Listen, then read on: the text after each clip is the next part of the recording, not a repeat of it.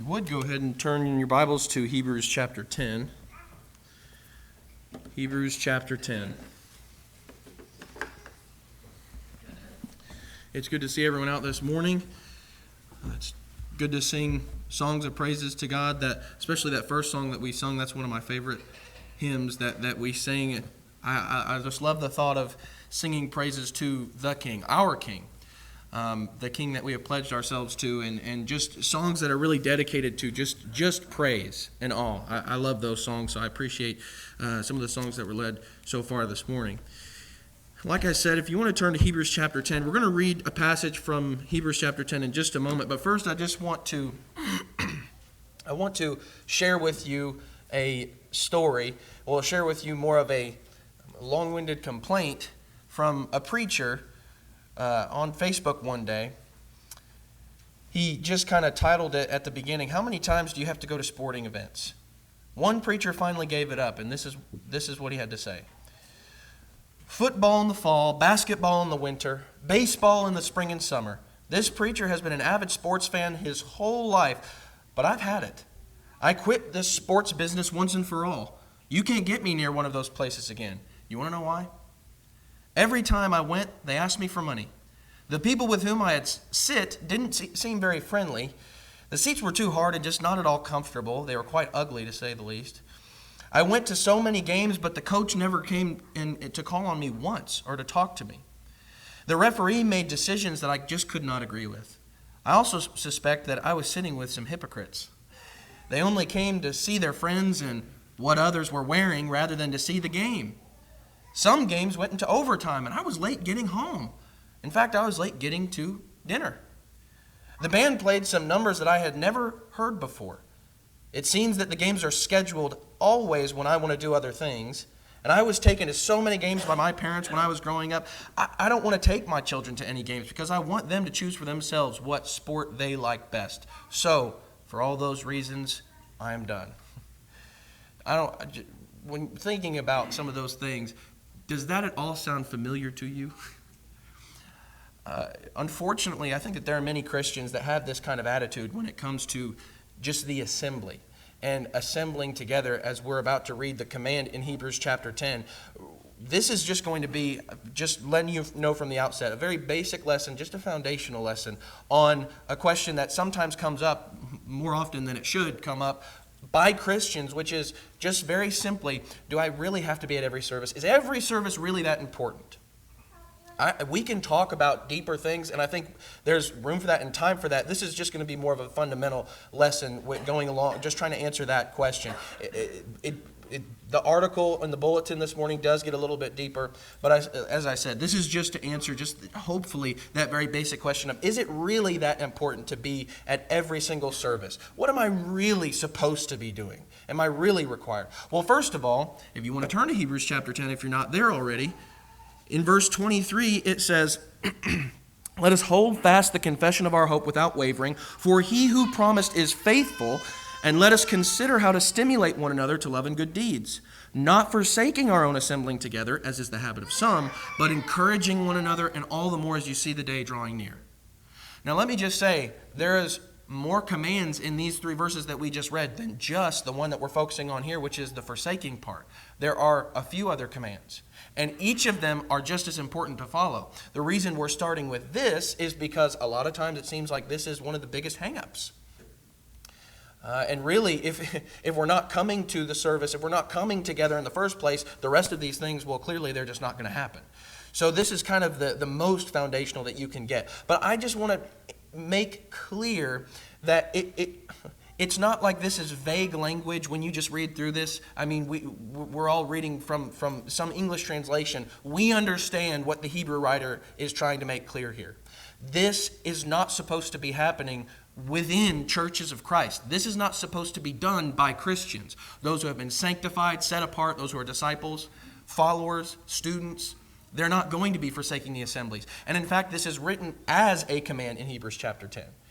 And so though many disagree at times, it just simply could not get any clearer. In fact, there's a Greek scholar whose name is Brooke Westcott. What he said about this word forsaking is it's leaving exposed or more susceptible to harm by not being there anytime.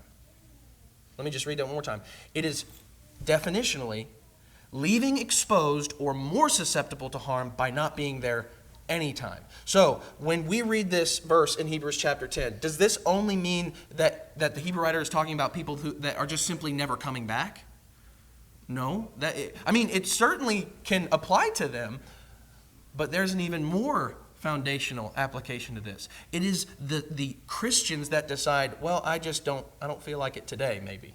Maybe, of course, they're going to be back next week, but this week, we're not so sure. So it is absolutely fair and necessary to apply this commandment to those that are just simply neglecting the assembly, not just completely doing away with it, but neglecting it. And neglecting doesn't always mean that you've just left it high and dry, but it means that you are not doing what you are supposed to be doing, what is expected of you, what is required of you. And so let's just think about that a little bit more. I don't want to spend much more time on the fact that it is a clear command, because if you don't understand that by reading that and looking at what the definition is, I don't know what more would convince you. So this is a clear command, but let's just look at a clear example that you see throughout, especially the book of Acts. But all throughout the New Testament writes almost with an unspoken expectation that people are assembling. It's kind of like in Romans. Remember what we talked about, I believe it was last week, how Paul starts his argument. It's just the presumption when you get into the discussion. Yes, Gentiles are lost. We don't even really have to prove that. In this case, it seems like the Holy Spirit guides the New Testament writers into really that same presumption. Well, of course, everybody's meeting together. We just read Philippians chapter 1, the first few verses there. But in verse 1, it talks about this church in Philippi with the bishops and deacons, or with the elders and deacons.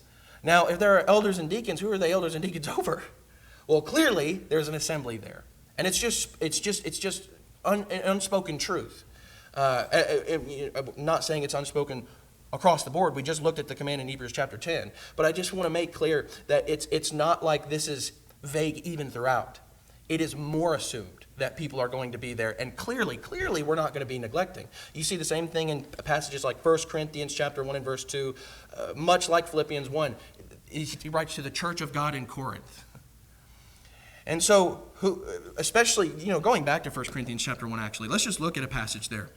In verses 10 and 11, as he's writing to this church who is in Corinth, he says, "Now I exhort you, brethren, by the name of our Lord Jesus Christ, that you all agree and that there be no divisions among you, but that you be made complete in the same mind and in the same judgment. For I have been informed concerning you, my brethren, by Chloe's people, that there are quarrels, again, among you." Now, is he just saying, well, it's just among one little household? No. He's saying among the group there at Corinth, the church at Corinth. And so, again, there's a lot that could be said, a lot of applications you can make through 1 Corinthians, but just understand, here's one of many examples where it's very clear that they were meeting. Now, another example, you could go to Colossians chapter 4. Colossians chapter 4 in verse 16. Towards the end of the epistle, Paul writes to the church in Colossae, he says, "When this letter is read among you, you have it also read in the church of the Laodiceans. And you, for your part, read my letter that is coming from Laodicea." Again, well, I guess we're going to have to figure out a time. That's already been established. They were meeting together, and so that's when these letters are going to be read. And you can even go back to the first part of Colossians in chapter 1 and verse 2, who he's writing to. So he's not speaking about, again, just two different households. He's talking about groups of Christians that are meeting together, assemblies of God. All right, so not only do we have this just as just this assumption by the Holy Spirit throughout the New Testament, but in fact, they strove to be together more than just the selected times on Sundays. That's interesting because it goes a little bit further. Not only were they meeting for worship and to partake of the Lord's Supper on the first day of the week, but they were meeting even more than that. And so just in the New Testament, the first century Christians' examples, look over in Acts chapter 2. Acts chapter 2. And we were just looking at this in the Wednesday night Bible class, so we won't spend too much time here. But just remember what we read through in Acts chapter 2, beginning in verse 42. It says they were continually devoting themselves to the apostles' teaching and to fellowship, to the breaking of bread and to prayer. Everyone kept feeling a sense of awe, and many wonders and signs were taking place through the apostles. And all those who had believed were together and had all things in common. And they began selling their property and possessions and were sharing them with all as anyone might have need. Day by day, continuing with one mind in the temple and breaking bread from house to house, they were taking their meals together with gladness and sincerity of heart, praising God and having favor with all the people, and the Lord was adding to their number day by day those who were being saved. Especially when you see the words day by day, they were really staying together. And now you may look at this, and this is kind of a unique instance because really there's no other time where you're going to have this big of a group of Christians that are staying together in this capacity. This is kind of a unique instance. But you can just go further into Acts. Acts chapter 4. Acts chapter 4, just turn the page over in verse 32 beginning. Acts chapter 4, beginning in verse 32. It says, "And the congregation of those who believed were of one heart and soul, and one of them claimed that anything belonging to him was his own, but all things were common property to them. And with great power the apostles were giving testimony to the resurrection of the Lord Jesus. And abundant grace was upon them all. For there was not a needy person among them, for all who were owners of land or houses would sell them and bring the proceeds of the sales and lay them at the apostles' feet, and they would be distributed to each as any had need. Now Joseph, a Levite of Cyprian birth, who was also called Barnabas by the apostles, which translated means son of encouragement, and who owned a tract of land, sold it and brought the money and laid it at the apostles' feet." So even here we meet that son of encouragement, Barnabas, that we're going to see his ministry all throughout the rest of the book of Acts. But once more, you have just re-emphasized this notion that it's not just at the very beginning, there was a great excitement, there was a great fervor and zeal for the Lord and devotion. It's not dwindling down or dying out. It's just continually growing. And so it's not just that it was happened at the first, but you just forget about it from now on. No, it was constant all throughout the book of Acts. I'll just make a quick side point. Thinking back to Acts chapter 2, it talks about, and even Acts chapter 4, it says that they had all things in common. You want to know how you get to that point as a group of Christians? I mean, this is something that we all should be excited to learn, or at least hopefully we would try to be emulating in our lives. You want to know one of the best ways, if not the best ways, to have all things in common? Be together. I know, that is just so crazy. No. Of course you're going to have all things in common. Of course you're going to have a lot of similarities. And of course you're going to get closer when you're constantly with this group of people. That's one of the reasons that families get so close. And sometimes they even get some of that lingo that only they will understand. You want to know why? Because they live together. Well, there is a constant notion throughout the New Testament that Christians, they're not going to be living together like you see with blood relatives, but they are going to be together. And they are going to be striving to be together constantly. Now, with all that being said, that's just adding on to the notion. Not only were they there at every assembly. That's just a given. It's a given.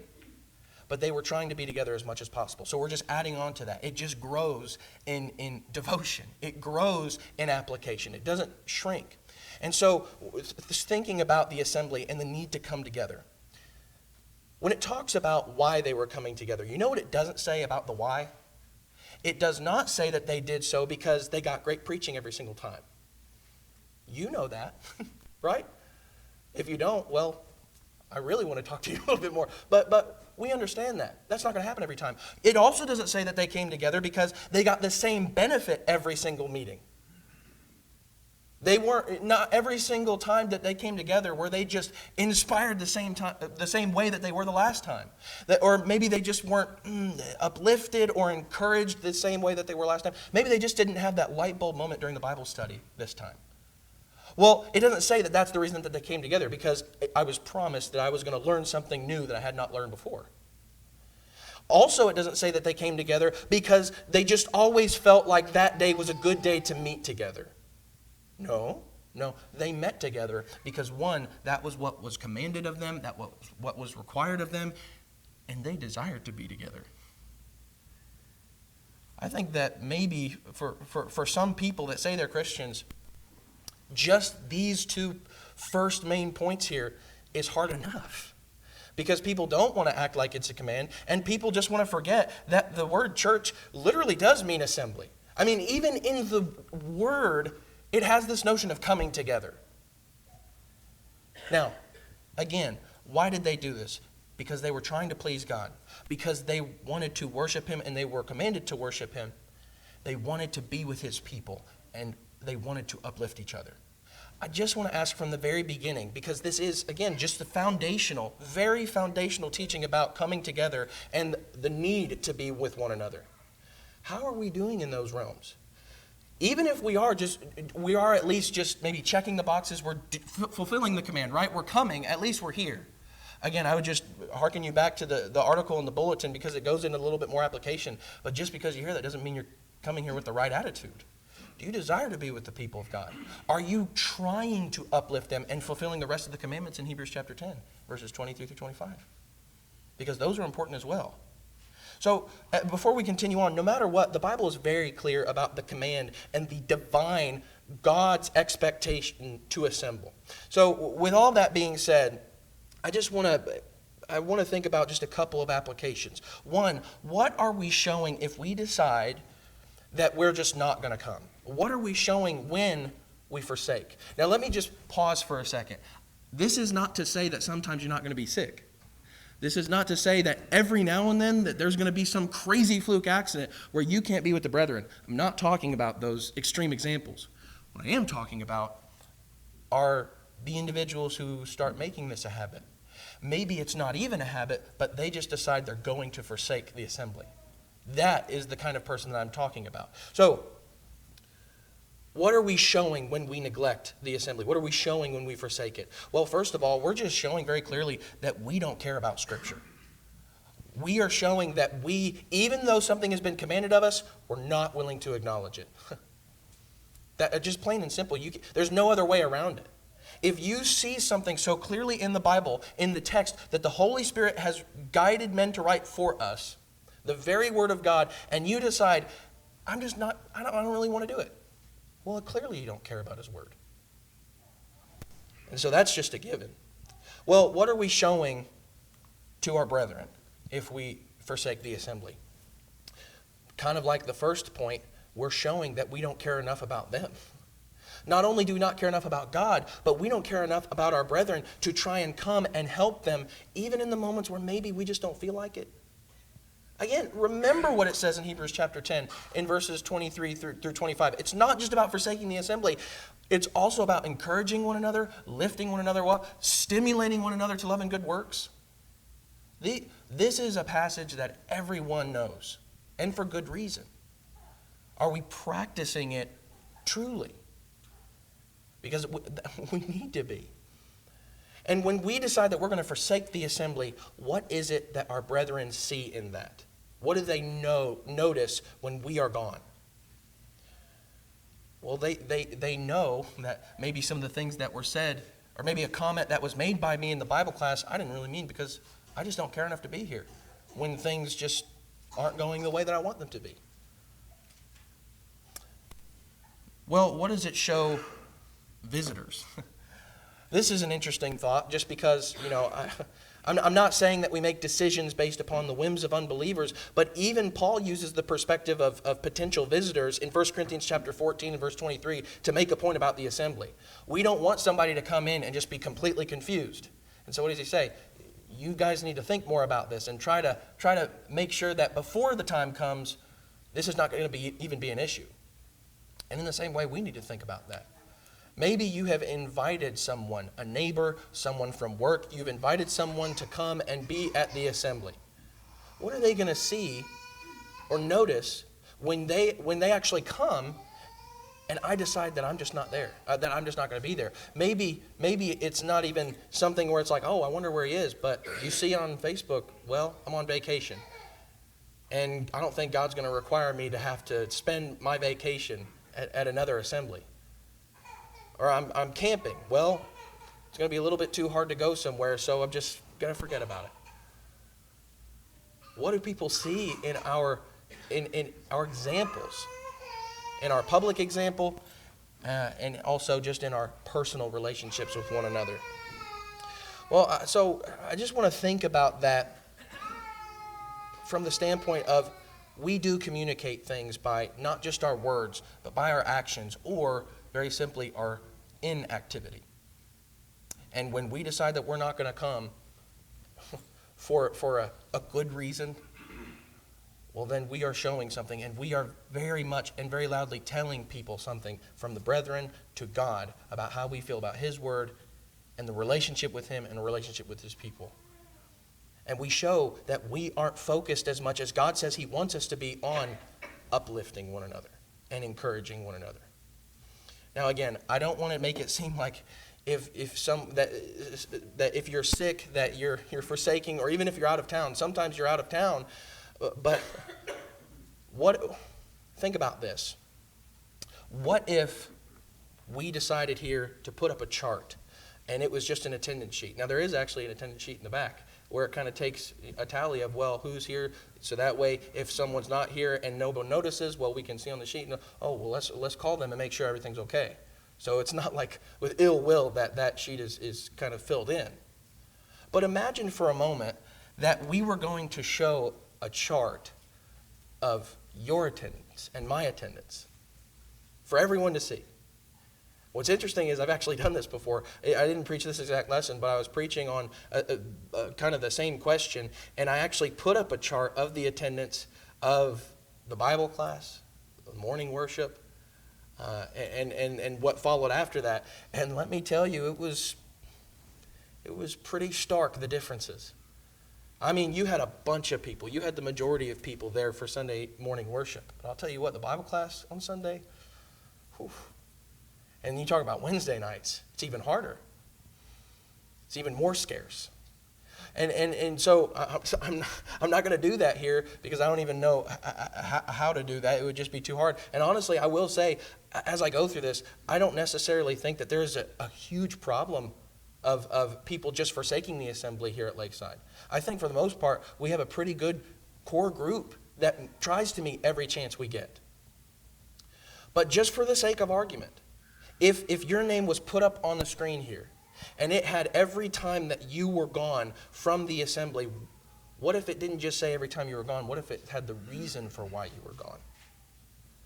Would it say, I was at a football game, or a softball game, or a baseball game, whatever it is? Football's not in season right now, so softball and baseball. Would it say that I was up late last night, maybe doing things that I shouldn't have done? Would it say that I was gone because, well, my family's in town and really I want to focus on them, and so I don't want to have to try and drag them over to church, and it's probably just going to make them feel worse if I ask them about it, so I'm just not going to go? Would it say, very simply, I'm just not feeling it today? Would it say, I'm not at this assembly because I just can't stand to be around these people or this person right here? If it says anything like that, there's a problem. And only I can know what that problem is, because no one here is going to be able to look into your heart, look into your mind, and see what's going on. But if that's me, if I can say any of those things, something needs to be fixed, and quickly. And so no matter what, we reveal much by our lack of integrity in attendance. I like what J.R. has said before. J.R. Bronger, if you want to judge if you want to see people's commitment to the assembly, it's not the mileage that they have to drive, the distance that they have to drive. It's never going to matter. Even if they have to drive an hour, even if they have to drive 40 minutes, 30 minutes, 20 minutes, whatever. A true committed disciple is going to take that time. A true committed disciple is going to make sure that no matter what the time or what the hall, they're going to be there. And so I want to ask myself, am I at least doing this? Am I at least, or at the very least, not forsaking in this way? So just ending with a few questions. And what I want to start with is ask some questions that maybe sometimes we hear from time to time. And I want to ask, are these kinds of arguments valid? Is it a valid argument for someone to come up and say, well, some of these are just plain traditions? Now, let me just say, granted, the time that we come together, the times that we meet, how long that we're here, how often that we meet, some of those are traditions. You could go on. Even the times that we meet for the Bible class and how many Bible classes we have. Those are traditions that we have said we're going to meet at this time, and if the group at Lakeside have decided this is a good time that we're going to have that Bible study. While these are judgment calls, the command to assemble is not. And so at the very least, we understand that's not just some man-made tradition. We need to be together. But even with those things that we were talking about, the Bible classes, gospel meetings, and things of that nature, while those things are indeed traditions, we have made a promise when we became members here at Lakeside. When you join the work with a local congregation, you make a promise that you are going to submit, even with some of those judgment calls that you don't necessarily like to hear. Why? Because we're not doing this just for the benefit of my pride. We're not doing this for the benefit of just because I feel like it. We're doing this for the benefit of the entire congregation. And so do I have that kind of mindset? The person that says, well, we don't really have to do this because all those other things are just random man-made traditions. Well, you don't get to decide what you want to do or not do just because you disagree with the way things are done. If it's a judgment call, we're called to be submissive. And we don't get to thwart our authority over everybody else just because this makes me upset. That's not the way a Christian sounds. So I don't think that's a very good argument. What about this one, though? The Bible only tells us to come together on the first day of the week. It doesn't say gospel meetings or Bible classes, monthly studies. It just says come on the first day of the week. So outside of Sunday, sure, I'll be here Sunday morning and Sunday evening. But outside of Sunday, why does it even matter that much? Well, again, just kind of going back to what we were said just a moment ago, the Bible never says meet when you feel like it will be worth your time. Instead, remember that divine expectation from God? He expects that you're going to try to be with one another more and more. He expects that from me. That I am going to make it my goal and my aim to try to be with each other as often as I can. And why? Because I know that I need this. And maybe I think that sometimes the hang-up is people don't realize they need this. It's not just a commandment that we're trying to please God. God gives us this because as the way He designed us, we are social creatures. And we need each other to grow. Now, think about another argument that sometimes people will say. All I need to do is really just take the Lord's Supper. And there have been places where that I've been where they have a very long worship service, and so they have a lesson given in the first hour, they have Bible class right after that, and then they have their main worship service right after that Bible class. And what has happened is sometimes you'll have in that first hour, the Lord's Supper is given, and I'm not making this up. Christians will come that first hour to take that Lord's Supper, and then they'll leave. I don't understand that. Let me tell you, I think that that's someone who simply has, maybe they just don't fully understand, or maybe they just haven't read everything that God has to say about the assembly and the need to come together. And really, is that really all that we're coming to do? Remember in Colossians chapter 3 and verse 16, that let the word of Christ dwell in you richly, that we're supposed to be teaching, admonishing one another, that we're supposed to sing with one another? There's a lot more than just the Lord's Supper that we're doing on the Sundays, on the first day of the week. That's an important part. It's one of the greatest things that we do. But that's not the only thing that we're coming together to do. All right, now those are just a few arguments that I think people sometimes bring up that I just don't think have any real solid foundation whatsoever. I would ask that you consider some of these. If you are someone who feels like this is just not needed, again, I don't know that there's anybody here that actually feels that way. I feel like there's a pretty good core group of people here that knows we need to be together, not just to fill that box, but to help one another. But consider some of these, just, if not just for your own benefit, but just to maybe help when other people come and ask you some kinds of questions. If someone comes up to you and says, well, I really just have to be at the Sunday morning worship service. Well, I think a good way to respond to that person is, which service did the Lord show up at? Which service was God present for? You think about that. Well, he was there when we all came together and we all bow in prayer come before his throne in that way and we sing praises to his name. Oh, but it's just Sunday a.m. that we have the presence of God there and accepting that worship. Sunday evening, that doesn't happen. Really? No. Which service did the Lord show up at? This is another one that I think is a pretty good argument. If someone comes and tries to make this kind of argument, I would just ask, especially what I do, I would say, could I make that argument? Could the preacher say, I don't think I have to be there every service? The congregation here at Lakeside has decided that we're going to meet for Bible class and Sunday morning worship and Sunday evening worship and Wednesday evening worship. That's what we have decided as a group. But what if I, as the preacher, said, no, I'm just going to be here on Sunday a.m. That's it. I'm not even going to be here for Bible class. I'm just doing that. And you know what? You're going to have to fill in the evening service of who's going to be preaching. Whew. Wow. Clearly, I wouldn't understand the commandment that's been given. And clearly, I have a terrible attitude towards not only God's will, but the brethren. And maybe I have too high and mighty of an opinion of myself if I'm speaking like that. And so, no, and I would just add, if, when you ask that question, could the preacher make the same argument? If not, why not? Because guess what? The preacher is just as much a member as everyone else. And so could we make the same argument? I don't think so. Well, the last thing I want to think about is, what is it that is worth not coming together for God with the brethren? Is it a sports game? Is it being at maybe NCAA tournaments where even the Kentucky Wildcats are going to be? Is that worth it? There was a Pew Research, it was pewforum.org, and the research that they had kind of put together showed that a substantial portion of people nationwide who attend less services overall was because they were, quote unquote, too busy. Now, too busy, that can mean a lot of things.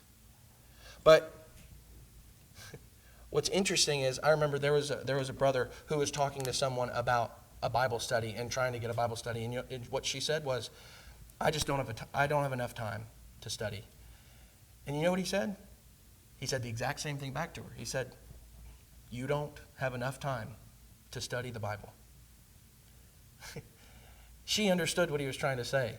By her own admission, she had filled up her life with all kinds of things that was taking her away from moments to spend with God.